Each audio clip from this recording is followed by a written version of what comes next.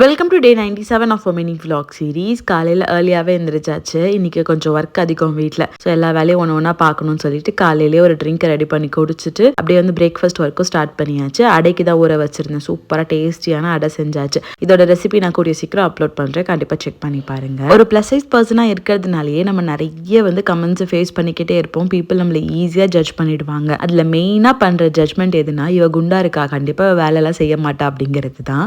எங்கள் வீட்டில் ஹவுஸ் ஹெல்ப்லாம் கிடையாது. நானே எங்க அத்தை லோகி அது 4 பேர் தான் இருக்கும். ஸோ மோஸ்ட்லி எல்லா வேலையுமே நானும் அத்தையும் செய்யற மாதிரி இருக்கும். அத்தை ஊர்ல இருந்தாங்கன்னா மோஸ்ட்லி அவங்க எல்லா வேலையும் பார்த்துட்டே இருப்பாங்க. அவங்க ஊர்ல இல்லை அப்படின்னா நான் தான் எல்லா வேலையும் பார்க்குற மாதிரி இருக்கும். லோகியும் எனக்கு அப்பப்போ ஹெல்ப் பண்ணிட்டே இருப்பாரு. அதுக்காக நான் 100% பெர்ஃபெக்டா இருக்கேன், எப்போ பார்த்தாலும் நான் வேலை பார்த்துக்கிட்டே இருப்பேன் அப்படின்லாம் கிடையாது. என்னோட லோ பாயிண்ட்னு இருக்கும், என்னோட கம்ஃபர்ட் ஜோன் ஒன்று இருக்கு. எங்க அம்மா வீட்டுக்கு போனாலோ எங்க அத்தை இங்க இருந்து வேலை பார்க்கும்போதோ எனக்கு ஒர்க் லோட் ரொம்ப கம்மியாக தான் இருக்கும். மோஸ்ட்லி அவங்க எல்லா வேலையும் பார்த்துருவாங்க. எனக்கு எப்பவுமே இந்த குக்கிங் ரிலேட்டடான ஒர்க், பேக்கிங் ரிலேட்டடான ஒர்க், மற்ற ஒர்க் எல்லாமே இருக்கும். ஸோ அதெல்லாமே நான் பார்த்துருவேன். இதுக்கு நடுவில் வீடியோ ஷூட் பண்ணி எடிட் பண்ணி வாய்ஸ் ஓவர் கொடுக்குற வேலை, ஸோ இந்த மாதிரியான ஒர்க்லாம் இருக்கும். ஸோ அதெல்லாமே பண்ணிக்கிட்டு இதுக்கு நடுவில் குழந்தையும் பார்த்துக்கிட்டு இருக்கிற எக்கச்சக்கமான மாமிஸ் இருக்காங்க. அவங்களெல்லாம் நீங்கள் ஈஸியாக இவங்க என்ன வீட்டில் தானே இருக்காங்க, இவங்களுக்கு என்ன பெருசாக என்ன வேலை இருந்துற போது, சாப்பிட்டு தூங்குவாங்க, இல்லை சோம்பேறியாக தான் இருப்பாங்க அப்படின்னு நீங்களாம் ஒரு ஜட்மெண்ட்டை பாஸ் பண்ணும்போது அது ரிசீவிங் எண்டில் இருக்கவங்களுக்கு எவ்வளோ பெயின்ஃபுல்லாக இருக்கும் அப்படிங்கிறது தெரியாது. இவ்வளோ வேலையை நாள் முழுக்க பார்த்துட்டு இருந்தால் கூட நம்ம இன்னும் கெரியரில் டெவலப் ஆகலை,